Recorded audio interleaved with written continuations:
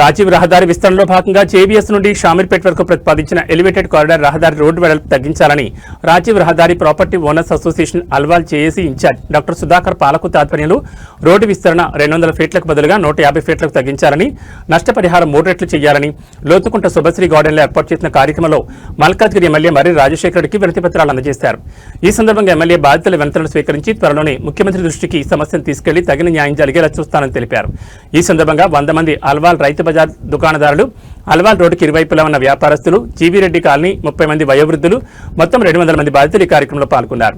Road విస్తరణలో భాగంగా నష్టపరిహారం విషయంలో మేడ్చల్, మల్కాజ్గిరి కలెక్టరేట్ సిబ్బంది ప్రజలను భయప్రాంతులు గురిచేస్తున్నారని, కోర్టులో రీపిటిషన్ ఉండగా కూడా ప్రజలను తప్పుదో పట్టిస్తున్నారని డాక్టర్ సుధాకర్ వివరించారు. ఈ కార్యక్రమంలో JAC chairman Satish Gupta, Sridhar Goud, CP Surana, Subbareddy, Vasantalakshmi, Arunasri, Srinivas, Tarun, Satya complex, Ganesh, temple, Rajesh Goud తదితరులు పాల్గొన్నారు. మంచి అవగాహన ఉన్న నాయకుడు మన మర్రి రాజశేఖర్ రెడ్డి గారు. ఎంతవరకు ఏ పరిస్థితుల్లోనే ఎంతవరకు ఎవరికి ఏం కావాలని చూస్తూ ప్రతిరోజు ప్రతినిత్యం పబ్లిక్లో దైనందిన జీవితంలో క్రమం తప్పకుండా ప్రతిరోజు పబ్లిక్లో ఉంటారు ఆయన. ఈరోజు ముఖ్యంగా మన ఈ రాజీవ్ రహదారి యొక్క 200 ఫీట్ల డిస్టెన్స్ని తగ్గించడానికి కోరుతూ వారిని ఈ రోజున మన ఆల్వాల్ ప్రజలు, లోతుగుంట ప్రజలు అందరూ మన ఎమ్మెల్యే గారికి రిక్వెస్ట్ చేయడానికి ఇక్కడికి వచ్చారు. మన ఆల్వాల్ ప్రజానీకము ప్లస్ లోతుగుంట ప్రజానీకము ప్లస్ ఆల్వాల్ రైతు బజార్లు మన అక్కలు చెల్లెళ్ళు కూడా ఈ రోజున మన ఎమ్మెల్యే గారికి విన్నపం చేసుకోవడానికి వచ్చారు. నిజంగా ఒక్కొక్కరు మాట్లాడి వాళ్ళ బాధను ఎక్స్ప్రెస్ చేస్తుంటే చాలా బాధ అనిపిస్తుంది. నేను కూడా ఈ రోడ్ ఎక్స్పాన్షన్లో ఒక బాధితున్నే. రింగ్ రోడ్ కట్టేటప్పుడు నా భూమి 15 ఎకరాలు భూమి డుండిగల్ ప్రాంతంలో నేను పొడగొట్టుకున్న వాడిని. అంటే ఆ డుండిగల్ ఎక్స్పాన్షన్ రింగ్ రోడ్లో మా భూమి గుండానే రింగ్ రోడ్ పోవడం, దాంట్లో సుమారు 15 ఎకరాలు ల్యాండ్ పోవడం లాంటివి కూడా జరిగినాయి. అప్పుడు నిజంగా బాధ అనిపిస్తుండే, ఇంత పెద్ద రోడ్ అవసరమా, ఇది అవసరమా, ఏంది వీళ్ళు ఇట్లా ఎందుకు చేస్తున్నారు అని. తర్వాత రింగ్ రోడ్ మీద మనం ప్రయాణం చేసినప్పుడు ఆనందం అనిపిస్తుంది. సర్లే ఇట్స్ ఇది ఉంది, మంచి రోడ్ అయిపోయింది, ఒక కంపెన్సేషన్ మనకి ఎంత వచ్చిందో ఏం లేదు. ఇప్పుడు ఇవాళ కోట్ల రూపాయల విలువ, బట్ అప్పుడు మాకు కంపెన్సేషన్ వచ్చింది. ఇప్పుడు మీరు చెప్పినట్టే ఏ రకంగా కూడా లేదు. నాకు ఒక చిన్న కన్ఫ్యూషన్ ఉండే అన్న, మీకు అందరికీ కూడా చెప్తా. అది ఇంతకుముందు నా దగ్గరికి వచ్చిన వాళ్ళకి కూడా చెప్పాను. నా దగ్గరికి ఎందుకో చాలా లేట్గా వచ్చింది. అంటే లేట్గా అంటే మొన్న మా సతీష్ గారు ఒక 2 months బ్యాక్ ఏదో వచ్చిండ్రు. సుధాకర్ వాళ్ళు అల్వాల్ ప్రాంతం నుంచి ఒక 15 days 1 month బ్యాక్ వచ్చింది. నేను ఒకటే అడిగినా, నేను ఒక మిస్కన్సెప్షన్లో పోయినా. ఏంటి అంటే మన అల్వాల్ ప్రాంతం వాళ్ళు ఆల్రెడీ అగ్రీ అయిపోయినరా, అగ్రీ అయిపోయి మీరు దానికి ఉన్నారా అంటే ఇద్దామనే నిర్ణయం తీసుకున్నారా అనేది నేను ఆయన సుధాకర్ గారు రాగానే అడిగినా. లేదన్నా మేము అజిటేట్ చేస్తున్నామంటే, మరి డోంట్ యూ థింక్ ఒక్కసారన్నా మీరు నాకు రిప్రజెంటేషన్ ప్రాపర్ టైంలో ఇచ్చిన ఉండే, ఇది 11th అవర్కి వచ్చేస్తాం, ఈ 11th అవర్కి ముందు నాకు ఒకసారి చెప్పినుంటే బాగుంటుండే అని కూడా చెప్పిన. నేనంటే నాకు ఆ మిస్కన్సెప్షన్ ఉండే.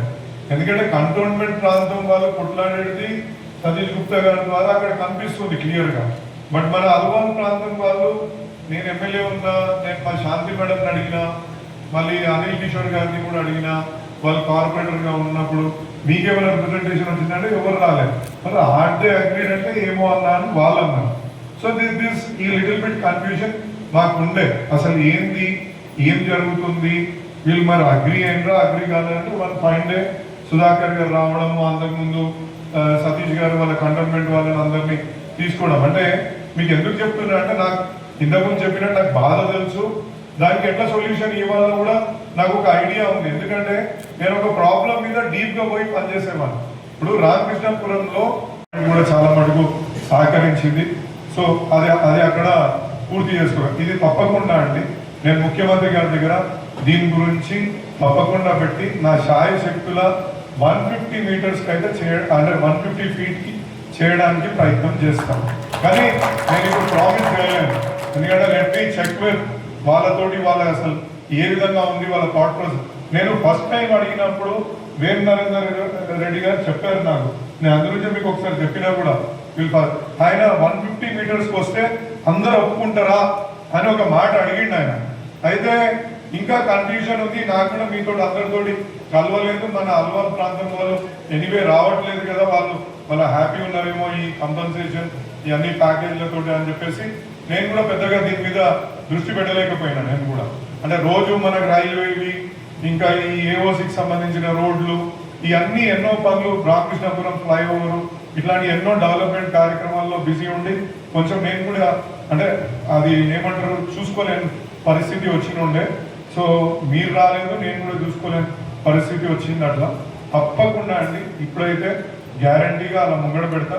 కంపన్సేషన్ అయితే జనరల్గా కంపన్సేషన్ ఏ జోన్లో అంటే ఇప్పుడు తిరుమలగిరి రెవెన్యూ ఏరియా, మన అల్వాల్ రెవెన్యూ ఏరియా, మరి తుమ్కుంట రెవెన్యూ ఏరియాలో ఏ విధంగా ఇస్తారు అనేది అక్కడ గవర్నమెంట్ ఒక డిసిషన్ తీసుకొని ఇస్తుంది. కాబట్టి మీకు కొంచెం వ్యత్యాసం కనిపిస్తుంది. దాంట్లో కూడా నేను ఒకసారి అంటే 7 times ఇస్తున్నారు అని చెప్తున్నారు. ఆ 7 times ఎందుకు, మరి ఇక్కడ 2 times ఎందుకు, మరి ఇంకో దగ్గర ఇంకోటి విధంగా ఎందుకు చేస్తున్నారు అనేది ఒక క్లారిటీ తీసుకొని వీలైతే ముఖ్యమంత్రి గారిని కలిసినాక నేను మళ్ళీ మీకు కన్వే చేయడానికి ప్రయత్నం చేస్తాను. 11th hour అండి ఇది ఆల్మోస్ట్. ఎందుకంటే వాళ్ళు డిసైడ్ అయిపోయి దానికి సంబంధించిన ప్రతి ఒక్క జీవో కానీ ప్రతి ఒక్క కంపన్సేషన్కి ఏం మెథడ్స్ అవలంబించాలా, రోడ్ బీడ్స్ ఎట్లా, అలైన్మెంట్ ఖరారు, దీనికి ఇంకా టెండర్ ప్రాసెస్ కూడా అయిపోయి టెండర్ అవార్డు కూడా అయిందని నేను అనుకుంటున్నా. 2000 చిల్లర కోట్లతోటి టెండర్ కూడా అవార్డు అయిపోయింది. సో దీంట్లో ఇది లాస్ట్ ట్రెండ్లో ఉన్నాం. బట్ స్టిల్ ముఖ్యమంత్రి గారు మనకి ఇప్పుడు ఉన్న ముఖ్యమంత్రి గారు ఆయన మల్కాజ్గిరి ప్రాంతం నుంచి ఆయన ఎంపీగా పోటీ చేసిండు. ఆయనకి ఈ ప్రాంతానికి సంబంధించి సమస్యలు మొత్తం తెలుసు. ఎందుకు చెప్తున్నా అంటే నేను ఏదైనా వర్క్కు సంబంధించి తీసుకుపోయి ఆయనకి ఇస్తే ఇమీడియట్లీ శాంక్షన్ చేసిస్తుండే రాజశేఖర్, ఇది నాకు కూడా దీని మీద ఐడియా ఉంది అని అప్పటిదప్పుడు అధికారులను పిలిచి దాన్ని ఇవ్వడం జరుగుతుంది. కాబట్టి సో ఆయన మన మొర ఆలకిస్తాడని చెప్పేసి నేను అనుకుంటున్నాను. లేకపోతే దాని తర్వాత ఏ విధంగా కార్యాచరణ తీసుకోవాలో దాని మీద ఏ విధంగా చేద్దాం అనేది తప్పకుండా మనము. కానీ 150 కంటే రెడ్యూస్ అయితే చేయరండి.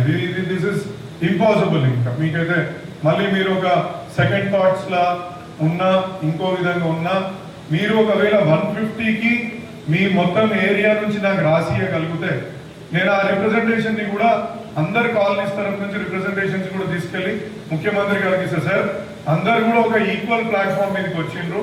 ఈ ఈక్వల్ ప్లాట్ఫామ్ మీద నుంచి మనం తయారు చేసుకోవచ్చు. అందరిని ఇబ్బంది పెట్టడం ఎందుకు, కొంచెం ఆలోచించండి. డబుల్ డెక్కర్ ని ఇస్తారా, సపరేట్ గా మెట్రోకి రూట్ ఇవ్వకుండా డబుల్ డెక్కర్ మీదనే.